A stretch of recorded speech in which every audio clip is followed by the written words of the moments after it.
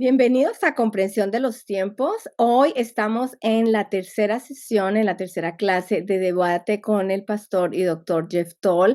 Hemos tenido dos sesiones maravillosas y esta definitivamente va a tocar el corazón más fuerte para aprender. Entonces, vamos a orar, Pastor Pablo. Vamos a orar y poner este tiempo en las manos de Dios y estar abiertos para escuchar, aprender y ver cómo somos equipados para hacer nuestro trabajo de una manera efectiva. Padre, gracias por estos tiempos. Qué bendición que tenemos estos tiempos para poder aprender y poder reflexionar y también escuchar tu voz, Señor, y poder también ayudar a otros, Señor, en su camino para ser transformados, para acercarlos a ti, Señor, y ver cómo sus vidas son transformadas en adoradores, Señor, que te hacen grande, te exaltan, te honran. Señor, gracias por Pastor Jeff Toll y su tiempo también para comprensión de los tiempos. Señor, gracias. Amén. Pastor Jeff, todo tuyo. Gracias, qué bendición estar con todos ustedes. Y bueno, estamos aquí hablando del tema del debate. Y en las primeras dos sesiones o clases que hemos tenido, hemos hablado de una variedad de cosas y creo que es importante para cada clase que tenemos otra vez volver a poner el fundamento, que es en el debate en que la mayoría de nosotros vamos a participar. La meta es no necesariamente ganar argumentos, sino ganar corazones. Ahora, hay muchos momentos cuando podemos ganar el argumento y el corazón. Sí, claro que sí. Pero si ponemos la meta en la cosa correcta, vamos a tener un impacto mayor en las vidas de las personas. Así que con eso como fundamento, el día de hoy voy a entrar en un tema acerca del debate que para mí sería probablemente la más importante en cuanto a todo el debate, algo que puedes y debes practicar mucho y es algo que te va a servir en esta área, te va a servir en muchas diferentes áreas y se trata de algo muy sencillo, pero déjame decirte, antes de comentarlo, aunque es muy sencillo, muchos no lo hacen bien. Aunque es algo tan sencillo, muchos no lo hacen bien. Y si aprendes a hacer esto bien, lo vas a poder utilizar fuertemente. ¿Y qué es? Hacer preguntas.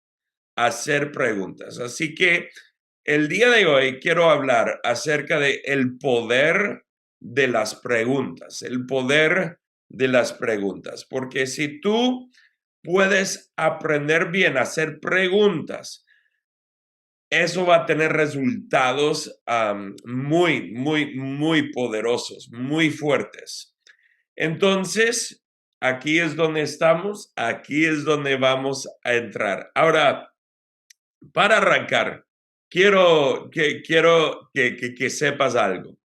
Jesús, podemos decir, sería como Dios, el que más puede persuadir a la gente, impactar a la gente, cambiar los corazones de la gente, pues es Jesús. Él es Dios.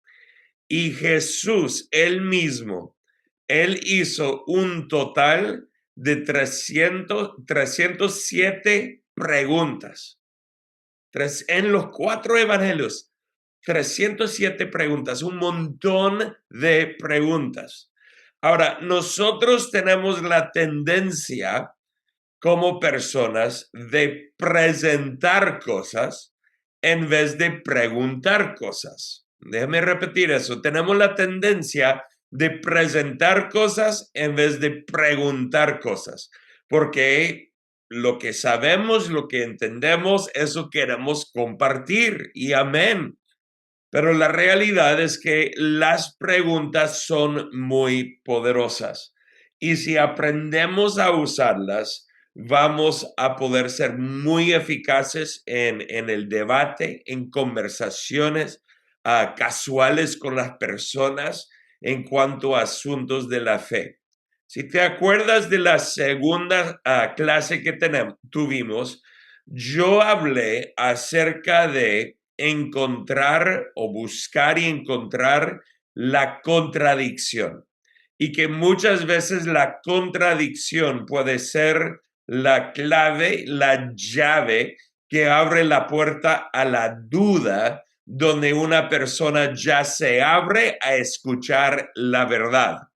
Entonces, y esto es muy importante, ¿cómo podemos llegar a encontrar una contradicción? A través de hacer preguntas. Preguntas son poderosas y si las usamos bien, tendrán un impacto muy grande. Ahora, yo tengo algunas cosas que para mí son muy importantes en cuanto al debate y son cosas que a lo mejor en sí podrían quedarse como un tema separado, son buenos puntos, pero están muy conectados con el tema de las preguntas. Entonces, por esto los he incluido aquí y voy a ir pasando por algunas de estas antes de llegar a lo que son algunos tipos de preguntas que podemos utilizar. Pero antes de eso, la primera de unas 3 cosas es esta.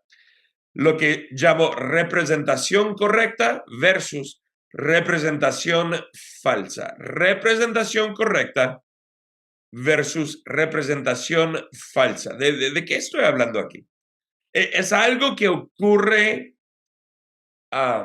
regularmente en los debates, donde alguien que está exponiendo la perspectiva de la otra persona comparte una versión falsa de lo que la otra persona realmente cree. Déjame dar un ejemplo de esto.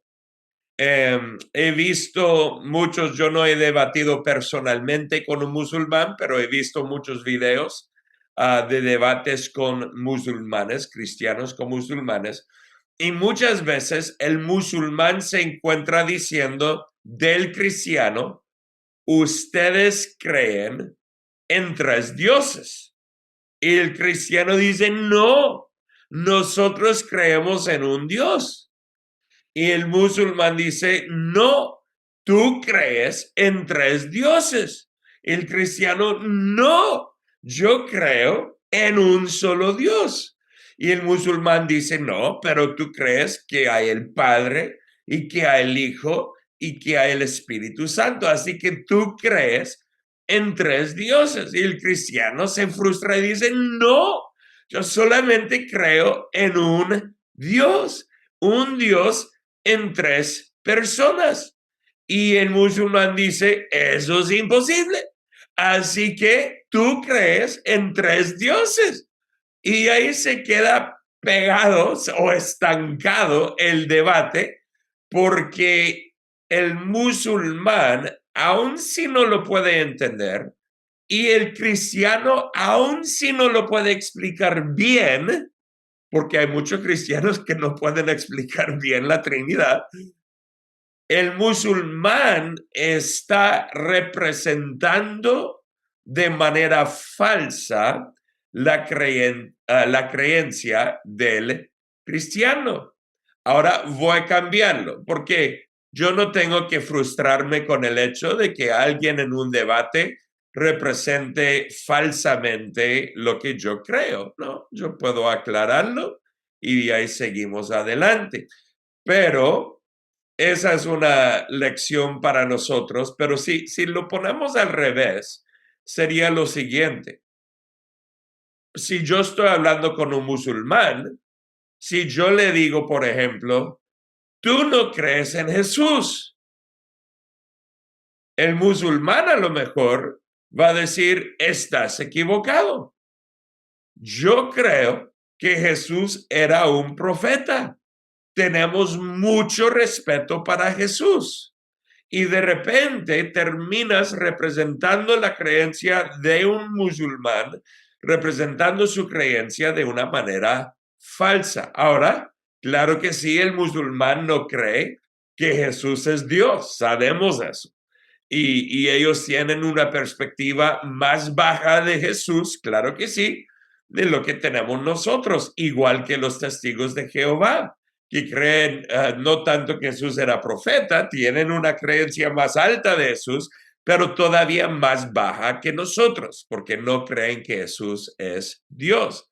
Pero a la misma vez, si yo acuso al musulmán o al testigo de Jehová de cierta manera completamente rechazarle a Jesús, ellos van a quedar en la defensiva pensando, no, es que no, yo creo que Jesús era un profeta. O para el testigo de Jehová, yo creo que Jesús es el Hijo de Dios. Entonces, tenemos que siempre representar bien, correctamente lo que los otros creen. Esto veo muchas veces en debates casuales, pláticas entre cristianos evangélicos y católicos. Lo veo todo el tiempo, donde el católico mal representa la creencia del evangélico y también el evangélico mal representa la creencia del católico. Y terminamos en peleas, pero estamos mal representando la creencia del otro. O sea, en un debate bueno, debemos de representar bien las creencias de la otra persona y entender que cada individuo va a venir con una perspectiva diferente. Piensa en tus amigos de la iglesia por un momento, incluso tus familiares, los que creen en Jesús. Y me imagino que si alguien entraría en un debate contigo o con un hermano en la iglesia, cada uno de ustedes debatirían de una manera distinta, diferente. Traerían diferentes puntos, diferentes perspectivas, puntos de vista, ¿no? Y dentro de ese contexto, a lo mejor habría un tema en particular del cristianismo que tú tocarías muy fuerte, pero otro hermano de tu misma iglesia a lo mejor no sería tan fuerte en ese punto, pero sería fuerte en otro punto.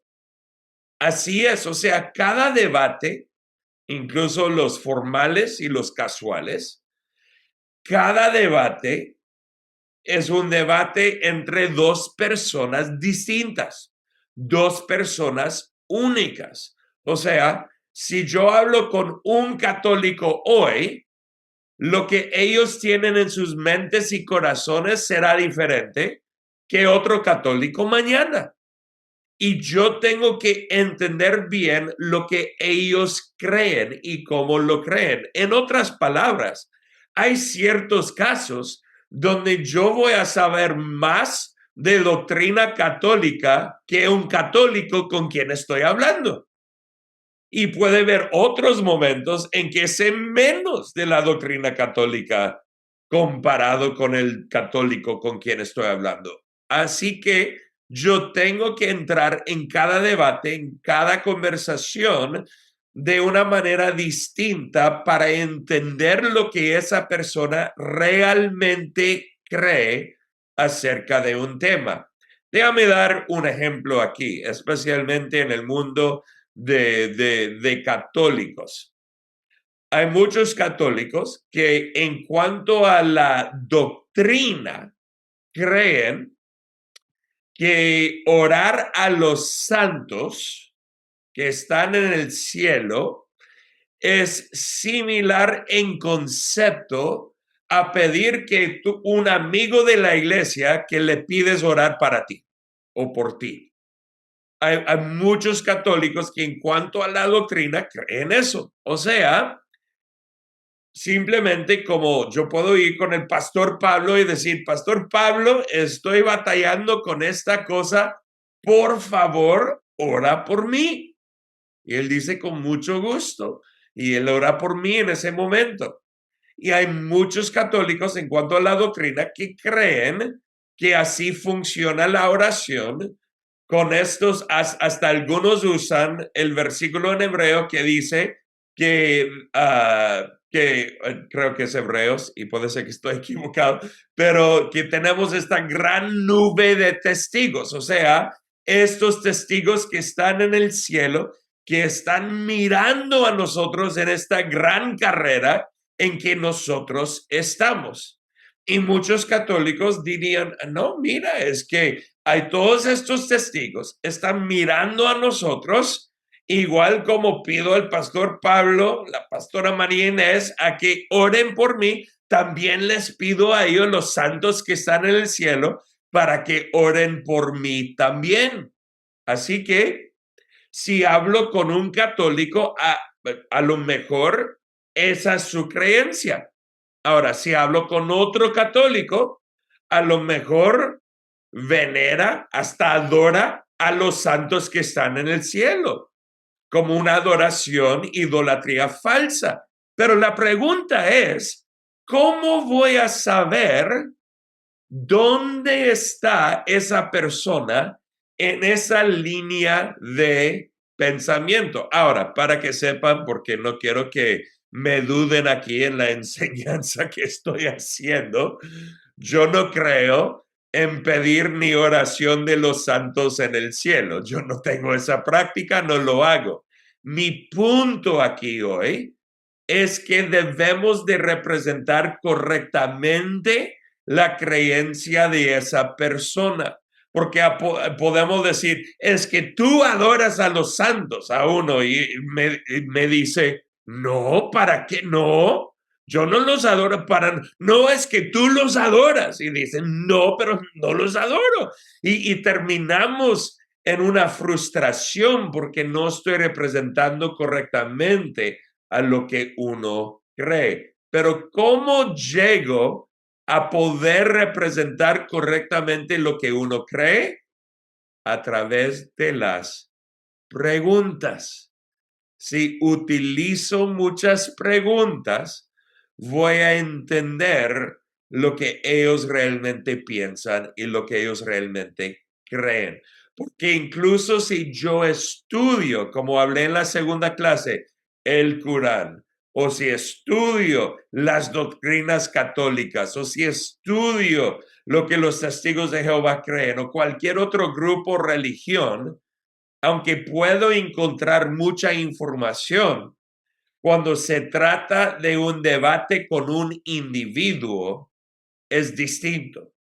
Yo tengo que saber lo que ellos creen, porque cada individuo es único. Así que para representar correctamente lo que alguien cree, debo de hacer muchas preguntas. Y esto me trae a un segundo punto aquí, que debemos escuchar para entender en vez de solo escuchar para responder. Escuchar para entender en vez de escuchar para responder. Y esto pasa siempre en los argumentos entre padres e hijos y entre esposos y esposas todo el tiempo, porque ¿sabes dónde más tienes debates? En la casa. Eso pasa todo el tiempo. Debates de comida, debates de salir, debates de educación, debates de no sé qué, pero debates, siempre hay debates en la casa. Y lo que realmente ocurre tantas veces es que nosotros solo escuchamos a la persona para responder con mi próximo punto de vista.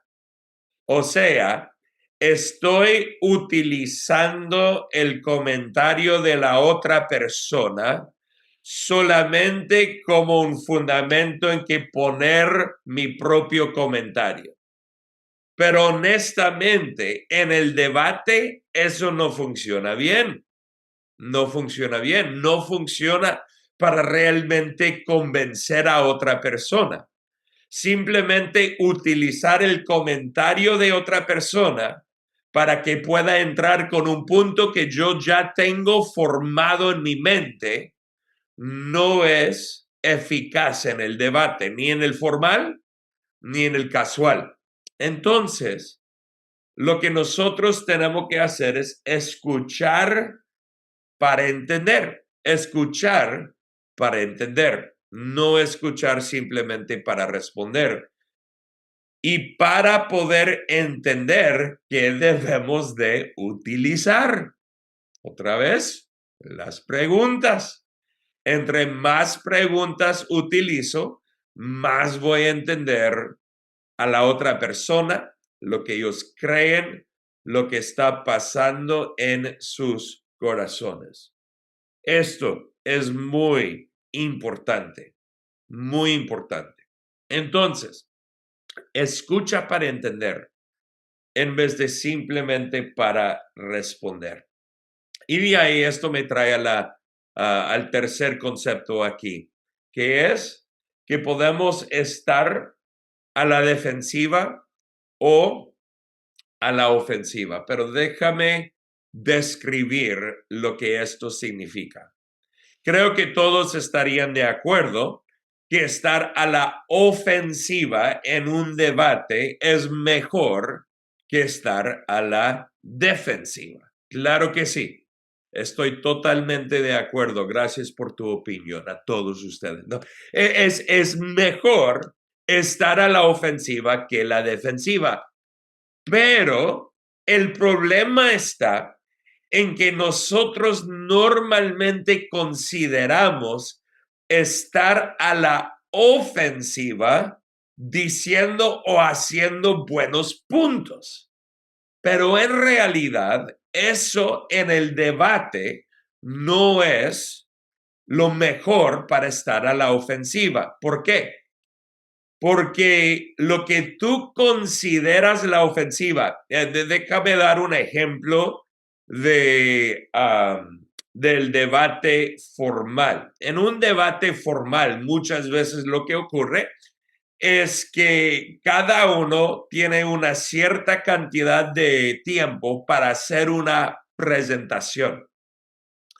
Pero llega a otro punto en el debate formal, en que ya cuando los dos han dado sus perspectivas acerca de un tema, que entran en la próxima parte, donde si José era el primero para hablar y Carlos era el segundo para hablar, ahora vuelve a José para hacer preguntas acerca de la perspectiva de Carlos. Entonces lo que ocurre es que los dos presentaron al comienzo, pero ahora van a otra ronda donde cada uno trata de encontrar las contradicciones en el argumento del otro. O sea, uno está a la ofensiva y el otro está a la defensiva. Pero ¿cómo ocurre eso? En la mayoría de debates formales, el que está a la ofensiva hace preguntas, y el que está a la defensiva responde a las preguntas, o sea, comparte sus creencias. Entonces, muchos piensan, porque argumentan como si estuvieran en la casa con sus hijos y con sus esposas o sus esposos, es que piensan que estar a la ofensiva es decir un buen argumento. Incorrecto. En el debate, estar a la defensiva es responder a las preguntas, y estar a la ofensiva es hacer preguntas. Y lo interesante es que no solamente vas a ver esto en debates formales, lo vas a ver en la vida de Jesús también. Sí, en la Biblia. Porque yo comencé hablando de que Jesús hizo 307 preguntas en los 4 evangelios. Pero hay otra cosa que no he compartido. ¿Cuántas preguntas hicieron a Jesús las diferentes personas? O los fariseos, o saduceos, o hombre rico, o cualquier discípulos. ¿Cuántas preguntas hicieron a Jesús? Escucha esto. 183 preguntas hicieron a Jesús. Ahora, dos cosas. Ahora, sigue conmigo aquí porque esto es muy interesante. En los 4 evangelios, 183 preguntas hicieron a Jesús, pero Jesús hizo 307 preguntas a otros. O sea, Jesús ganó a todos en las preguntas. Él hizo más preguntas a la gente que lo que la gente hizo a él en cuanto a los 4 evangelios que tenemos. Pero no termina ahí. No termina ahí. De las 183 preguntas que le hicieron a Jesús, ¿a cuántas preguntas respondió Jesús? ¿A cuántas preguntas respondió Jesús? De 183 preguntas, acuérdate, hacer las preguntas es estar a la ofensiva. Responder a las preguntas es estar a la defensiva. Y Jesús siempre estaba en la ofensiva. Entonces, de 183 preguntas que le hicieron a Jesús, ¿a cuántas respondió él? A 3. Solamente a 3. O sea, Jesús quedó a la defensiva de cierta manera solamente en 3 ocasiones. Y en la realidad, la gran mayoría del tiempo, cuando la gente le hizo preguntas a él para ponerle en la defensiva, él vuelve con otra pregunta para él estar en la ofensiva y ponerles a ellos en la posición defensiva. Esto es muy importante. En el debate siempre es importante estar a la ofensiva, pero la ofensiva no se trata de declaraciones o tú decir tus creencias, no, se trata de hacer preguntas. Por esto las preguntas son tan poderosas. Pastor Arturo, ¿cómo estás conmigo? Tú aquí, y si podemos ponerle al pastor conmigo, sería increíble. Porque antes de nosotros entrar a esta clase, tú contaste una historia y me gustaría que contaras esa historia porque cae perfectamente aquí en lo que estoy compartiendo en este momento. Ya, muchísimas gracias, Pastor Jeff. Interesante tema. Yo estaba saliendo de mi casa en Bogotá y empezó a llover. Era 6:15 de la mañana y vi a una mamá con su niña de 5 años poniéndole todas las ropas y los abrigos y el impermeable para que no se mojara en la lluvia. Y de repente la niña con todo esto le dice, mamá, ¿por qué tengo que usar tanta ropa y los pajaritos en la lluvia, ellos no tienen que usar nada más? Y ahí quedó. Entonces me fui meditando en este asunto. La mamá realmente no le respondió, sino siguió vistiéndola. Y yo pensaba, ¿cómo le respondería a una niña de 5 años su pregunta en esta situación? Y quizás, bueno, hasta ahí fue la historia, ¿no, Pastor Jeff? Que quizás ahí lo mejor hubiera sido también seguir estimulando el pensamiento de ella, preguntándole, contrapreguntándole por qué ella ha observado qué diferencia hay entre ella y los pajaritos en la lluvia. Y seguro eso estimularía más el pensamiento y daría más información de lo que realmente quería saber. Y esta historia, y sigue aquí conmigo, porque esta historia a lo mejor la utilizo en unos minutos también para otro punto que voy a hacer, pero ¿qué sería lo que normalmente ocurre, Pastor Arturo, entre la niña y la mamá? La niña ha hecho una pregunta. En otras palabras, la niña está a la ofensiva y la mamá está a la defensiva con esa pregunta. ¿Y qué haría una mamá normalmente en esa situación? Ahora, en tu historia, claro, la mamá ni respondió, pero si respondería la mamá, ¿cómo sería? ¿Qué crees que sería la respuesta de la mamá en una situación así? Sí, yo creo que la mamá pensaría que la intención de su hija era protestando por tanta ropa que le ponían y seguramente su respuesta hubiera sido, pues tú tienes que ponerte toda esta ropa para protegerte. Y no hubiera tomado mucha atención a la pregunta. Creo que estaríamos en la segunda parte de donde dijiste que uno escucha para responder y no para entender. Y eso pasa especialmente con los niños. Escuchamos para responderles y que hagan lo que queremos más que para entender por qué están en esta pregunta o en esta intriga, ¿no? Que tienen. Correcto. Y déjame decir que entre padres e hijos, muchas veces los hijos hacen preguntas para no obedecer. Eso sabemos, eso pasa. Y hay muchos casos cuando un padre o una madre tiene que simplemente decir, obedéceme y haz lo que tiene que hacer. Y lo entendemos. Pero para el contexto de lo que es esta plática y esta sesión, ¿no?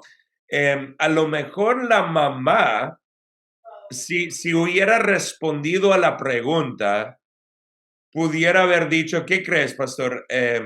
Bueno, es que los pájaros tienen plumas, sí, los seres humanos no los tenemos. Sería algo así, ¿no? Algo así o algo hasta más complejo, como es que los pájaros tienen plumaje impermeable que repele el agua y a veces los niños de 5 pues no es que estén muy familiarizados con todo la dinámica o la física de las plumas y el agua y que no les penetra, pero damos más información o contamos cosas que a veces la mente del niño no es lo que le interesa saber o quiere procesar.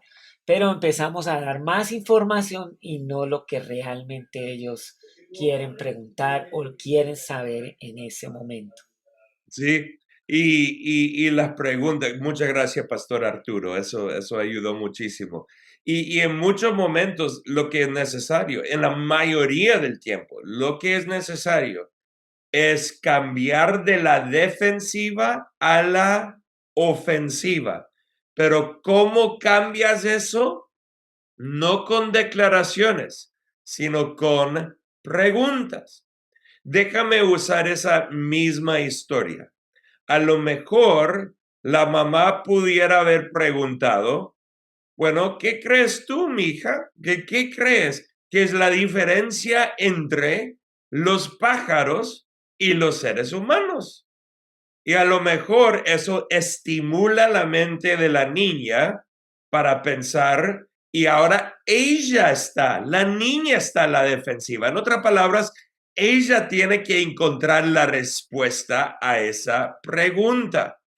Entonces es mejor en el debate estar a la ofensiva que la defensiva, pero la ofensiva no son declaraciones, son preguntas. Y tomando lo que dijiste, a lo mejor, pastor, ella estaba simplemente diciéndolo solo para ser desobediente. Pero ¿sabe qué?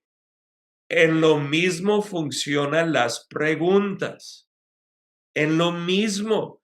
porque preguntas terminan revelando el corazón. Y ahí voy a llegar en un momento. ¿Por qué? La niña dice, mira, ¿por qué es que tenemos que poner abrigos si los pájaros no?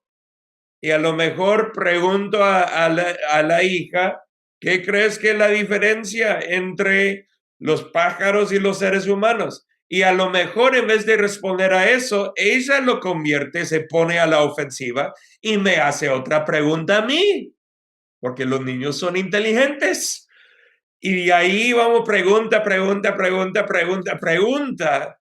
Y en un momento me doy cuenta que la fuente de las preguntas es un corazón desobediente. No la curiosidad, sino un corazón desobediente. Y cuando eso ocurre, y yo hasta he hecho esto con mis hijos, lo he hecho en el pasado, les pregunto, es que me parece que el asunto real no son todas las preguntas que me estás haciendo, es que simplemente no me quieres obedecer. ¿Eso es correcto? Y termino con esa pregunta y ya mis hijos, normalmente, cuando he hecho la pregunta de esa manera, es que últimamente no quieres obedecer, ¿verdad? Últimamente es que no quieres poner el abrigo, ¿correcto? Y no tienen a dónde ir, porque a través de la pregunta he revelado el estatus del corazón y al final ellos no tienen respuesta y les digo, ok, bueno, entonces ya no voy a platicar más contigo, obedéceme, aun cuando no quieres hacerlo. Esto es lo que Sí, requiero. me hiciste recordar cuando a Jesús también lo tenían con muchas preguntas y él dijo, bueno, ¿quieren saber las respuestas porque quieren obedecer a Dios o solamente porque quieren dar vueltas? Porque el que quiere obedecer a Dios sabrá que lo que yo diga, lo que yo hablo, viene de Él. Sí, finalmente la obediencia es la clave del corazón. Y las preguntas pueden ser o una evasión o de verdad una curiosidad buena para estar seguro de lo que voy a hacer. Sí, entonces son nuestras preguntas que nos ponen a la ofensiva y ellos a la defensiva para revelar lo que realmente está ocurriendo. Así que las preguntas son sumamente importantes en debate formal, en debate casual, debate informal, muy, muy, muy importantes. Déjame repasar rápidamente las tres cosas que ya he dicho. Las preguntas nos ayudan para tener representación correcta en vez de representación falsa de las creencias. Las preguntas nos ayudan para escuchar, para entender, en vez de solo escuchar para responder. Y las preguntas nos ayudan para estar a la ofensiva en vez de estar a la defensiva. Entonces, estas son las tres: representación correcta versus representación falsa, escuchar para entender versus escuchar para responder, y está la defensiva o la ofensiva. Ahora, yo quiero ahora ir a tres tipos de preguntas que nosotros podemos utilizar. Tres tipos de preguntas que son muy, muy importantes. Y yo voy a comenzar con los versículos. Está bien. Vamos a Mateo capítulo 16, versículos 13 a 19. Y lo voy a leer todo y de ahí entraré en estos tres puntos y a lo mejor volver a algunos versículos aquí. Miramos lo que dice aquí. Cuando Jesús llegó a la región de Cesarea de Filipo, les preguntó, ahí está, les preguntó, Jesús hizo un montón de preguntas, les preguntó a sus discípulos, ¿quién dice la gente que es el Hijo del Hombre? Bueno, contestaron, algunos dicen Juan el Bautista, otros dicen Elías, y otros dicen Jeremías o algún otro profeta.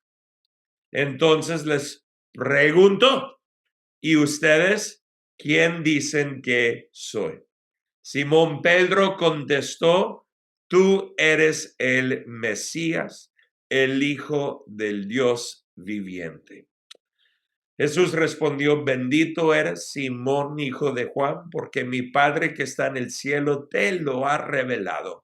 No lo aprendiste de ningún ser humano. Ahora te digo que tú eres Pedro, que significa roca, y sobre esta roca edificaré mi iglesia, y el poder de la muerte no la conquistará.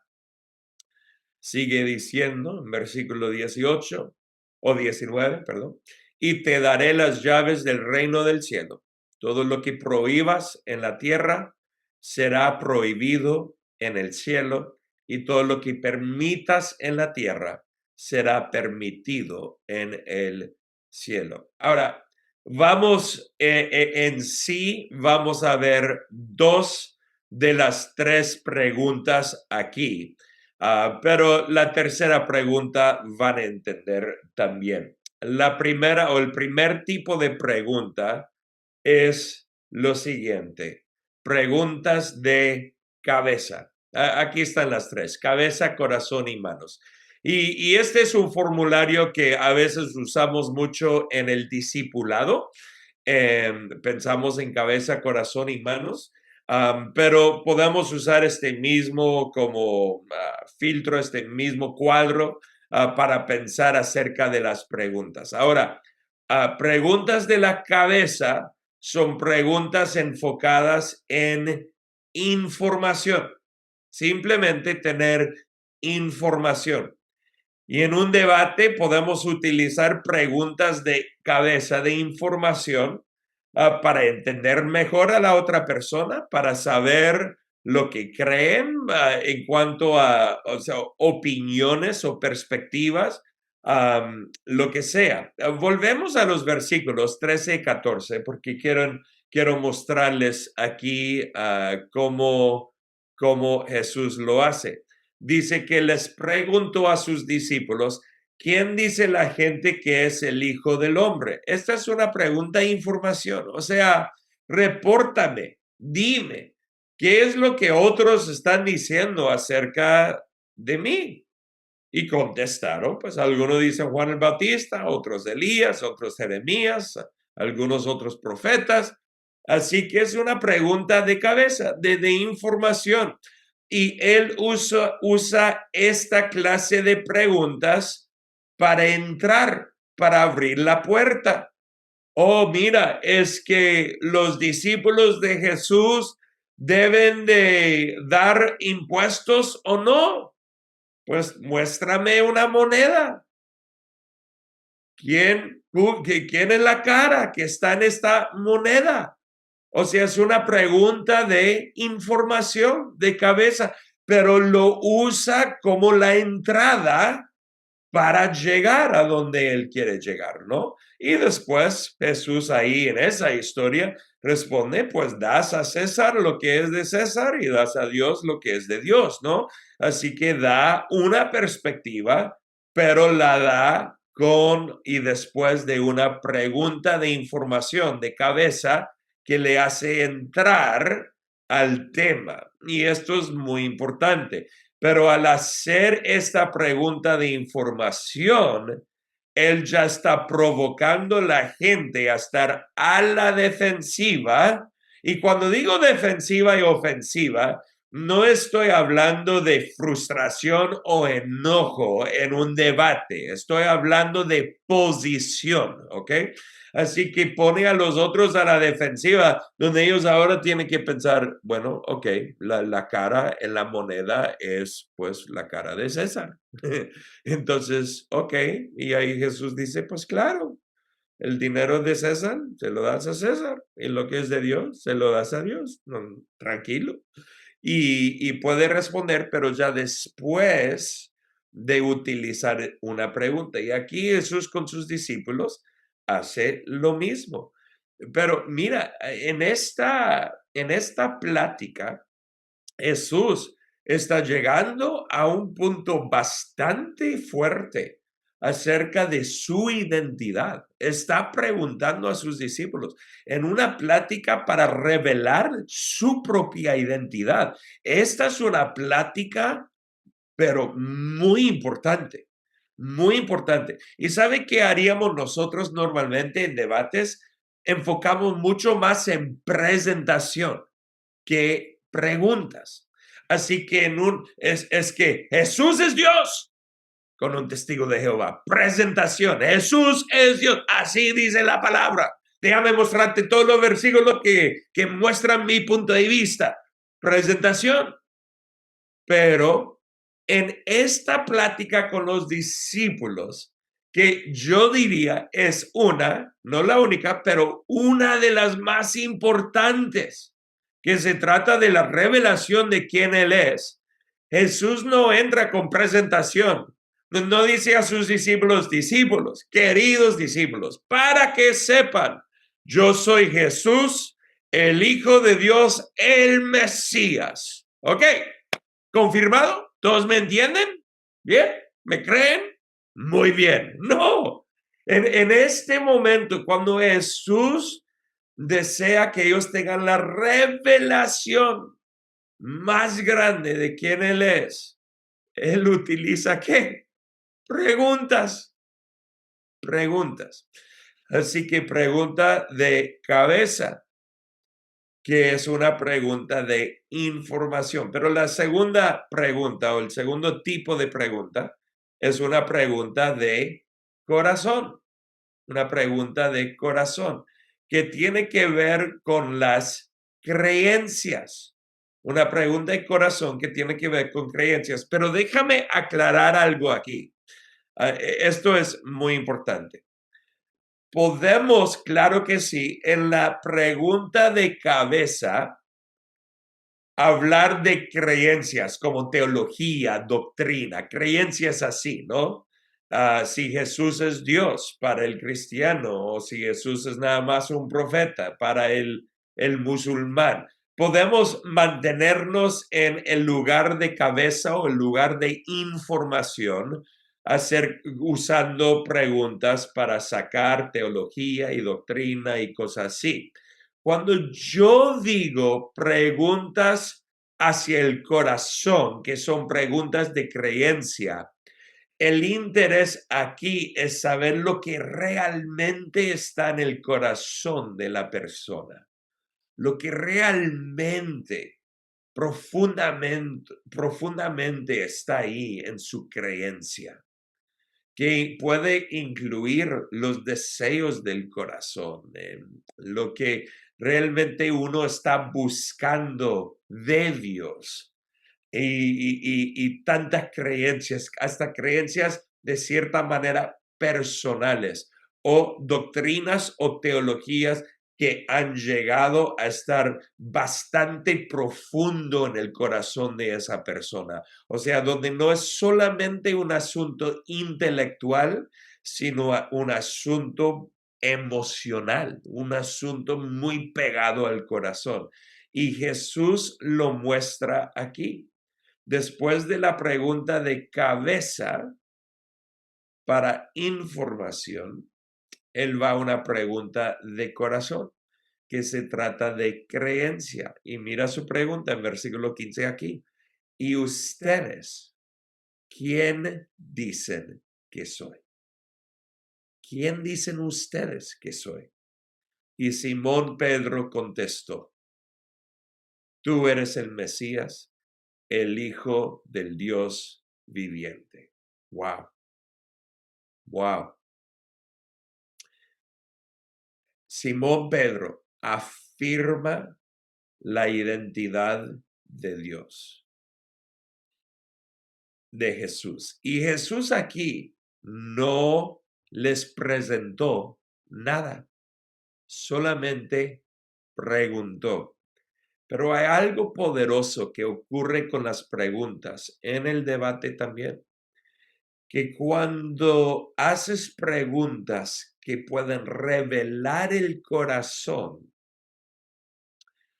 tú puedes llegar a un punto donde una persona se abre más, claro que sí, pero donde una persona también puede llegar a lo mejor a una contradicción, como hablé en la segunda clase, y ahí has sembrado con tus preguntas duda que puedes utilizar para traer la verdad.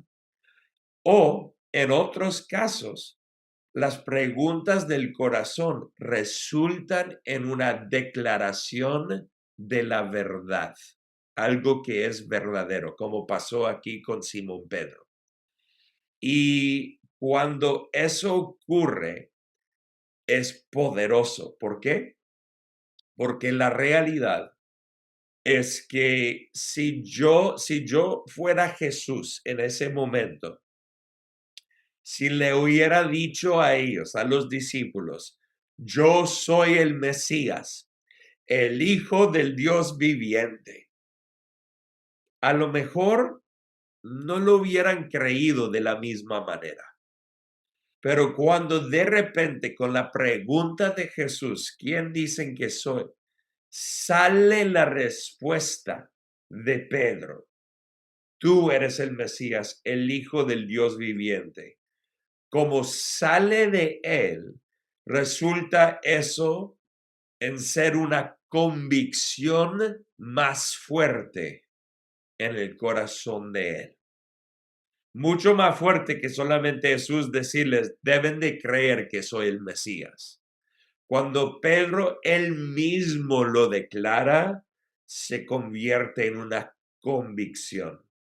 Y algo que, y esto no está en mis notas hoy, pero un puntito que es muy importante, que debemos de utilizar mucho en el debate, es la afirmación. Afirmación no tiene que ver con afirmar que lo que uno cree es correcto, si no es correcto, pero podemos afirmar la persona en medio de sus creencias falsas. Pero cuando alguien en respuesta a una pregunta dice algo verdadero, es muy importante afirmarlos como persona y afirmar la verdad que ellos hayan dicho. Y por esto podemos verlo en versículo 17, que después de esta pregunta al corazón, Jesús afirma a Pedro. Y si es posible, vamos a versículo 17 aquí y lo vamos a ver como Jesús lo hace.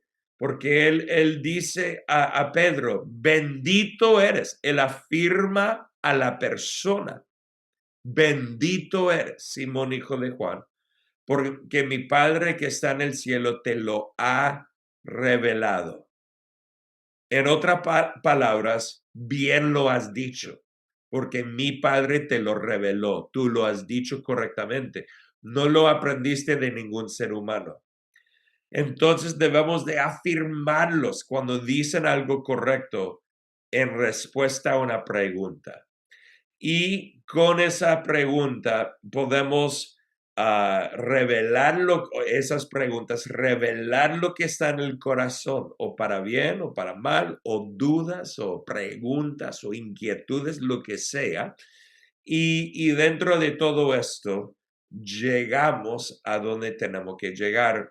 Y es por esa razón que Jesús no respondió a las preguntas de la gente con respuestas, sino respondió a las preguntas de ellos con preguntas. Y esto es tan importante. Y el otro tipo de pregunta que en debate se usa muy poco, para que sepan. En debate se usa muy poco, pero lo incluyo aquí simplemente para tenerlo, porque en debates formales no se usa mucho, pero en muchos debates casuales, si el Señor te abre la puerta y tienes la oportunidad de llegar a este punto, lo puedes utilizar. No siempre lo vas a tener, pero lo puedes utilizar. ¿Y qué es? Pregunta de manos. O sea, que son preguntas enfocadas en acción. Son las preguntas de aplicación, de ahora qué debes hacer, ahora qué debes hacer. Entonces, hay muchos momentos en que puedes llegar a ese punto. Ahora, no siempre es necesario. A veces cuando llego a una pregunta de corazón, lo que uno tiene que hacer sale de uno mismo y ellos mismos lo definen. Pero hay momentos cuando tú puedes utilizar preguntas de manos también, que son preguntas enfocadas en acción y lo puedes utilizar. Jesús a veces hacía preguntas como, ¿qué quieres que yo haga por ti o para ti? Más o menos preguntas de acción. ¿Qué es lo que quieres que ocurra aquí en este momento? ¿Qué quieres que hagamos? ¿No? Entonces, Jesús en momentos también usaba preguntas de manos, preguntas de acción, y las podemos utilizar también. Pero termino aquí con otra vez afirmar de que las preguntas son para mí herramienta número 1 en el debate. Lo podemos ver bíblicamente con Jesús y en todos los debates donde yo he sido más eficaz en la conversación con la persona ha sido a través de las preguntas, pero muchas preguntas. Y sigo preguntando para agarrar información y para revelar el corazón. Y en los debates formales también. Hasta hay momentos cuando me frustro mirando los debates formales, porque cuando llega al momento en que uno tiene que buscar los lados débiles de la presentación del otro, el que debe de buscar estar a la ofensiva solo habla y habla y habla y presenta otra vez. Y digo, no, pero hazle preguntas. Termino aquí con una clase. En una clase que tomé hace 25 años atrás, y creo que comencé aquí en la primera clase que nosotros hemos tenido el debate. Tuvimos un debate en la clase y aunque no era estilo conversacional ese debate, yo quería aprovechar ahí de hacer algo de esa manera. Entonces, lo que ocurrió es que cada equipo tenía, y vuelvo a repetir esto, 3 o 4 representantes donde pasaban enfrente para dar sus puntos de vista. Así que el primero del primer equipo habló, después el primero del segundo equipo habló, después el segundo del primer equipo habló, después el segundo del segundo equipo, después el tercero y así. Y yo era el último. Así que todo el tiempo que los otros estaban hablando del otro equipo, yo estaba tomando notas. Porque el objetivo era ganar el debate. Así que yo estoy tomando notas de todos los puntos que el otro equipo hizo, incluso la maestra, que era parte del equipo de ellos. Y mientras yo estoy tomando notas, ¿pero qué estoy haciendo? Estoy haciendo preguntas, no verbalmente, en mi propia mente. No era mi tiempo para hablar, pero estoy hablando, haciendo preguntas de lo que ellos están diciendo enfrente.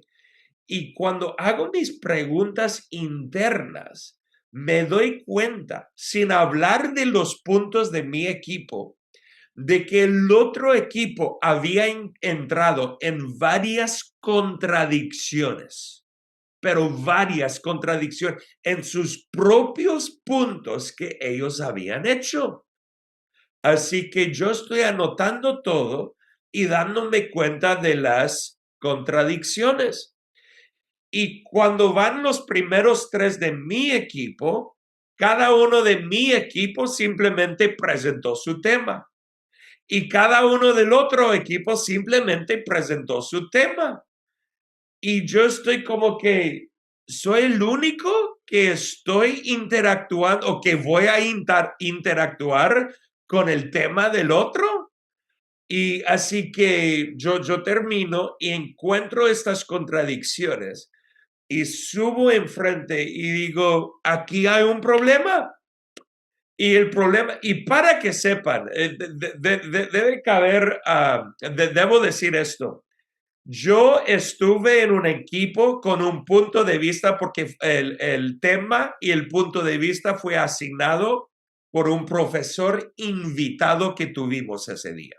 Así que yo fui asignado a un equipo en cuanto al tema, en el equipo del punto de vista con que yo no estaba de acuerdo. Esto es muy importante. Yo estaba en un equipo donde nuestro punto de vista no era mi punto de vista. Yo me hubiera gustado estar en el otro equipo. Pero aunque yo estuve en un equipo, en un punto de vista en que yo no quería estar, yo todavía estaba escuchando a los otros en el punto de vista en que yo estaba de acuerdo personalmente, pero buscando las contradicciones en sus propias creencias. Así que preguntando aquí internamente, y las encontré. Así que yo subo enfrente y comienzo con todas las contradicciones de ellos. Es que esta persona, la primera persona que fue para hablar aquí, dijo esto, pero la tercera persona que habló dijo al contrario, algo diferente. Y no sé qué pasa, pero hay un conflicto interno en el punto de vista de ustedes, pero déjame responder a ese conflicto con algo más. Y de ahí entré con mi punto de vista y terminamos ganando ese debate porque me puse a la ofensiva cuando estaba sentado en mi silla, en la ofensiva, haciendo preguntas acerca de lo que ellos estaban diciendo. Y por esto nuestro equipo ganó el debate y yo a los 20 años sentí muy feliz y por eso recuerdo toda la historia hasta hoy en día, porque era un momento de gran orgullo para mí, pero la verdad es que funciona. Preguntas funcionan en debates formales, informales, casuales. Jesús, todo, en todo. Esta es herramienta número 1 que debemos y podemos utilizar en los debates. Y para la próxima clase, la última que tendremos, vamos a lo mejor voy a pedir al pastor Arturo, vamos a trabajar en unas cositas para interactuar un poco en la última clase y mostrarles algunas cositas. Pero para el día de hoy, ahí nos quedamos en este tema de las preguntas. Me gustó preguntas de cabeza, de la información, del corazón y también de la acción. Pues esta tripartición también se usa mucho hoy en día en el discipulado. Correcto. Y mejor dicho, tenemos que llegar y saber, ya no hacemos la persignación, sino que cabeza, corazón y manos, ¿no? Entonces, sabemos de qué trata todo esto. Pero en el tema del debate sí me llama una cosa la atención y cuando estamos hablando de consejería, esto es un debate, no es un debate y podríamos aplicar también aquí esta fórmula. En la consejería. Sí. Totalmente, totalmente. Hasta en la consejería, yo, bueno, el tema de preguntas en sí ha sido utilizado y voy a responder la consejería, pero voy por otro camino para llegar.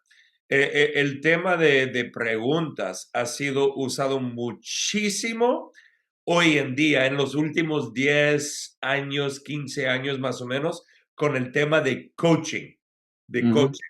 Y coaching que es diferente que mentoría, de ser, para tener una foto de esto aquí, que escuché hace muchos años atrás. Ser un mentor es depositar en un vaso, llenar el vaso, pero coaching es sacar es exprimir la esponja, sacar lo que está adentro. Y por eso el ser mentor utiliza mucho que el mentor habla y habla y habla, pero en el coaching, el coach hace preguntas para sacar de la persona. Y es lo mismo en consejería, igual que en el debate, que en la consejería la herramienta más útil es hacer preguntas. Es bastante útil, porque mira, muchos, a lo mejor muchos pastores en la consejería se sientan ahí, escuchan un par de cosas con unas preguntas y de ahí entran en haz esto, haz aquello, haz el otro y no ayuda, no ayuda. Pero entre más preguntas haces en la consejería, más revelas no solo la situación, que es cabeza, información, no solo la situación, sino el corazón, lo que está pasando en los corazones de las personas. Y de ahí tenemos la oportunidad de llegar a algo más profundo y más poderoso en la consejería a través de las preguntas. Y como mencioné en el pasaje de Jesús con sus discípulos, hasta puedes llegar tan profundo en el corazón donde uno mismo, y es lo mismo en el coaching, donde uno mismo tiene una revelación de algo que sale de ellos mismos, no de yo decirlo, sino de ellos. Y ahí hay una libertad que puede entrar con esa persona por esa misma revelación que sale de ellos, pero utilizando preguntas. Así que totalmente preguntas son eficaces en coaching, en debate y en consejería también. Ahora, sí, la Biblia dice que de la llenura del corazón habla la boca y entonces para saber lo que hay en el corazón, déjelos hablar. Y las preguntas son un gran medio, una gran herramienta. Ahora, si Jesús, usted dijo 307 preguntas, esto es esa sí era una novedad para mí, 307 preguntas. 307. Eso es enorme. ¿Cómo desde la perspectiva de un pastor, claro, nos gusta el sermón del monte y entonces estamos predicando, pero cómo involucrar eso, digamos, a nivel más amplio en la iglesia y en el ministerio? No, esto es muy, muy importante, esta pregunta. Y debo de hacer una pregunta y decir, Pastor Pablo, ¿qué crees tú acerca de esto? Quiero Hay ser... que revolucionar la iglesia. O Pero tendríamos que... me quedo en la defensiva aquí. Para responder, esto es muy importante, lo que tú dices. Cuando yo enseño, ok, comenzamos aquí con Jesús. Jesús principalmente tiene tres ambientes, por decirlo. Un ambiente es cuando está predicando y enseñando a grupos de personas, quien sea que llega para escucharle. Otros ambientes donde él está enseñando a sus discípulos de manera más privada. Y a veces esos momentos con los discípulos se convierten en momentos con todos, pero con sus discípulos. Y hay otros que son pláticas personales. Ahora, a lo mejor otros están, pero es Jesús hablando a una persona, uno a uno, ¿no? Entonces, tenemos estos tres ambientes y podemos ver que Jesús usa mucho más preguntas, claro que sí, en el contexto personal, uno con uno, y también en el contexto con sus discípulos, y menos preguntas en sus enseñanzas con grupos grandes. Pero, no paremos ahí. Jesús hace algo muy interesante en sus sermones, sus prédicas, que todavía utiliza preguntas ahí también.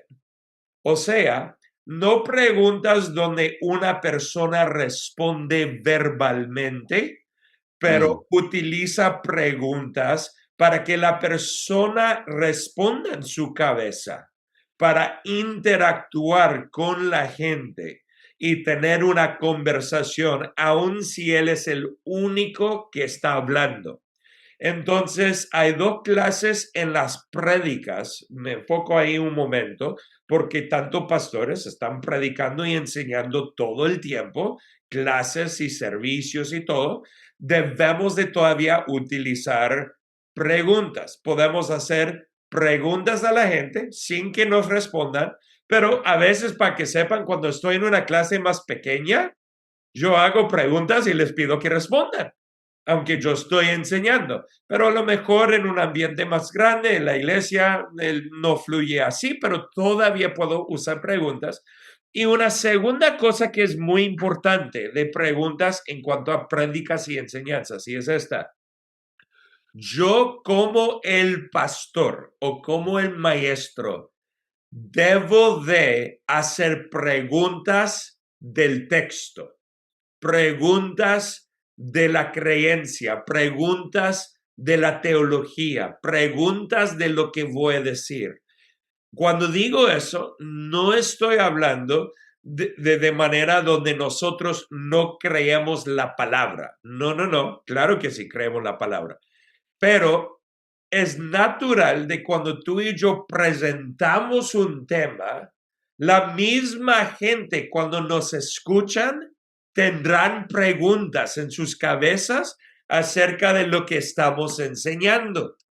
Así que, ¿cómo puedo ayudar a la gente al yo en mi tiempo de preparación hacer preguntas yo de lo que estoy enseñando, de lo que la palabra está diciendo? Yo debo de hacer preguntas de la palabra, porque cuando yo hago preguntas de la palabra, ya cuando estoy predicando, yo puedo hasta salir con esas preguntas. Déjame darles un ejemplo. En debates, no voy a entrar otra vez en debates, estoy respondiendo a tu pregunta, pero en debates es normal que uno trae contradicciones. Un ateo dice, en la Biblia hay esta contradicción, y traen unos versículos a lo mejor que muestran una contradicción. Eso pasa todo el tiempo en debates. Ok, volviendo al tema. Cuando yo estoy preparando una prédica, yo hago preguntas del texto hasta para encontrar supuestas contradicciones cuando yo estoy preparando para mi prédica. ¿Por qué? Porque siempre va a haber alguien que llega al servicio que va a notar esas contradicciones. Y si yo puedo preguntar al texto y encontrar esas supuestas contradicciones, ya cuando llego a enseñar, hay una riqueza en mi enseñanza que ayuda al pueblo también. ¿Por qué? Porque digo, mira la pantalla o mira tu Biblia. No sé si notaron versículo 3 y versículo 6 aquí, que parece ser que hay una contradicción aquí. ¿Lo notan? ¿Lo miras? ¿Y qué está pasando? Hay algunos ahí que ya lo notaron antes de yo decirlo.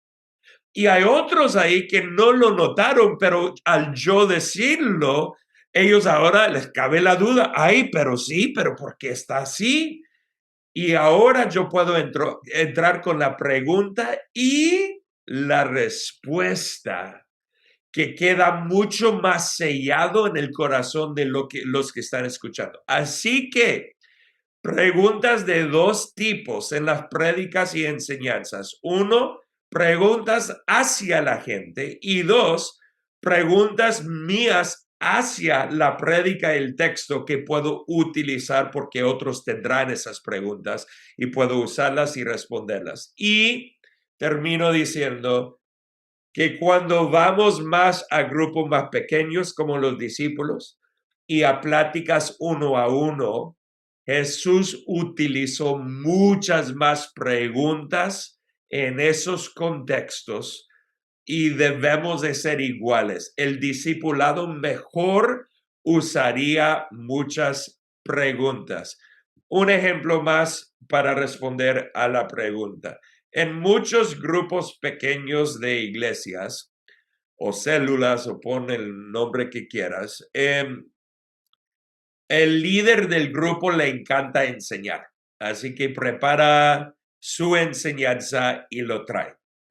Ahora, y lo llaman hasta algunos estudios bíblicos y toda la cosa. Ahora, yo tengo un problema con eso, es otro tema, porque muchos de los que son líderes de grupos no son, según Efesios 4, maestros. Así que no tienen ese rol, no tienen ese don, y cuando este líder se trata de convertirse en maestro y no es, a lo mejor termina en algo erróneo y a lo mejor ni su capacidad es tan buena y bueno, otro tema. Pero, ¿qué es más eficaz en un grupo pequeño de 10 personas o 15 personas? ¿Que el líder presenta un tema o de que el líder sea un experto, vuelva a ser un experto de hacer preguntas de la gente, que revela cosas, que dirige a la formación de sus vidas? Así que en todos los lugares y ambientes de la iglesia, preguntas son tan importantes. Fantástico, fantástico. Bueno, yo sí tengo todavía una duda con las preguntas porque yo sé que tenemos el don de predicar y queremos dar la información porque ahí hay unos que no saben y aquí queremos salvarlos con la prédica que nosotros estamos presentando. Y ahora, pues, las preguntas. Y yo he notado que a veces con las preguntas sí tenemos un problema. No es tanto porque, bueno, sí, no sabemos hacer la pregunta correcta, pero a veces no queremos hacer la pregunta porque a veces la pregunta puede llevar a un momento donde yo ni sé qué hacer en esa situación o no sé qué responder y me siento como el tonto, revela ¿cómo se dice? Lo que no sé y yo no quiero aparecer delante de la gente como el que es el débil. No sé si me hago entender ahí, pero es que a Sí, veces el hacer preguntas es un riesgo también para el que las hace. creo que unas cosas que tener en mente ahí es que al hacer las preguntas, yo voy a aprender también. O sea, yo seré desafiado. Exactamente lo que tú dices. O sea, será revelado, por lo menos dentro de mí, quizás públicamente, pero será revelado de que hay límites que yo tengo a lo que entiendo o lo que he aprendido. Mm, Y tengo que aprender a estar cómodo con eso. ¿Por ujú, qué? Porque yo debo de seguir aprendiendo también. Y si todo es solamente lo que yo presento, yo solo voy a presentar al límite de mi comprensión. Así que no me ayuda a crecer mucho. mm, Pero cuando yo hago preguntas y a la persona dice algo y yo estoy como que, ay, no sé, no sé, eso me desafía para que yo mismo pueda aprender más y crecer más. Así que mis preguntas son una herramienta útil para mi propio crecimiento también. Y si acepto que yo debo de crecer, puedo aceptar que tendré algunos momentos incómodos a lo mejor, porque no estoy al nivel a que debo estar, pero está bien. Y yo puedo estar como que, wow, muy interesante tu pregunta, eso nunca he pensado, pero a lo mejor yo voy a ir y estudiar más o lo buscamos más. O si estoy en un grupo, un grupito más grande, yo puedo ser el gurú aquí. Es muy importante porque dije, cambiamos de la defensiva a la ofensiva, ¿no? Así que puedo utilizar, y es para mi propio crecimiento también, pero puedo otra vez. Yo hago una pregunta, alguien dice algo, pero de ahí ellos terminan con una pregunta a la cual yo ahora tengo que responder, que me pone en qué posición, la defensiva. Pero yo no sé cómo responder a su pregunta, así que estoy mal porque estoy a la defensiva, pero no sé qué decir. ¿Qué puedo hacer? Cambiarlo, dar la vuelta. Y digo, wow, pregunta muy interesante. ¿Qué crees tú acerca de eso? O si estoy en un grupo, digo, pregunta muy interesante. ¿Hay alguien aquí que tendría una opinión acerca de esta pregunta? Y a lo mejor hay una persona ahí que tiene una respuesta muy buena y yo mismo aprendo de otra persona ahí. Y a lo mejor al hacer eso encontramos la riqueza de lo que está en las mentes y corazones de otras personas y es algo bonito que puede suceder en ese momento. Así que así Sí, respondería. hay países, hay culturas en las cuales responder con una pregunta puede ser irrespetuoso. Entonces, ¿qué se haría ahí? Sí, muy buena pregunta. Todo tiene su contexto cultural, ¿ok? Todo tiene su contexto cultural. Voy a decir dos cosas. En el contexto del debate, que es el tema de esta clase, no es considerado una falta de respeto hacer preguntas, ¿no? Así que en el contexto de debate, preguntas es algo bastante normal y, claro, bastante útil y no es señal de falta de respeto. Cuando ocurren debates formales en universidades, en otros lugares públicos, preguntas son esperadas. Hasta en ciertos debates abren un micrófono para que gente del público hagan preguntas en una sección del debate de cualquier de los dos que están debatiendo. Así que en el contexto del debate, en cualquier cultura que acepta el formato del debate, preguntas son normales, aceptadas y no hay ninguna falta de respeto. Ahora, en culturas cuando estamos a lo mejor hablando de conversaciones, pláticas o debates más casuales, donde las preguntas pues les falta el respeto, no hay ningún problema en responder bien a las preguntas que la persona me hace. Pero no es decir que no puedes utilizar preguntas. O sea, yo voy a responder como defensiva a la pregunta que ellos me traen, pero y honestamente darles la respuesta que ellos quieren tener de mí, pero ya después de darles la respuesta, no sería falta de respeto hacerles otra pregunta diferente. ¿Y por qué? Porque ellos acaban de preguntarnos algo. Y el hecho de que ellos nos preguntaron algo significa que las preguntas son aceptables. Pero antes de yo hacer mi pregunta, o sea, en vez de responder a su pregunta con una pregunta, puedo primero dar la respuesta muy tranquilo y ya después yo hago una pregunta para seguir con la conversación. Y muchísimas gracias. Yo me quedo muy impresionado de cuando dijiste que las 183 preguntas que le hicieron a Jesús solo respondió 3. Voy a poner más atención cuando lea los evangelios, porque yo pensé que las había respondido todas. Y entonces es como interesante. Jesús no se enredaba en muchos asuntos, él quería ver el corazón. Así que gracias, aprendemos muchísimo en estas sesiones. Que Dios les bendiga. Yo creo que hagamos una oración para cerrar este tema y concluir y nos vemos en la próxima sesión. Gracias, Padre Celestial, por Pastor Jeff. Gracias por Pastor Pablo, Inés. Gracias, Señor, por este tiempo que nos das para equiparnos, entrenarnos, aprender cómo ser mejores en nuestra vida, no solo cotidiana, pero también en esos espacios formales, para estar a la altura de representarte a ti, nuestro buen Dios, y que podamos incluir esto que hemos aprendido en cuanto a las reglas de un buen debate, a cómo formular preguntas, el poder de las preguntas, a mantener las actitudes correctas frente a la conversación en el debate.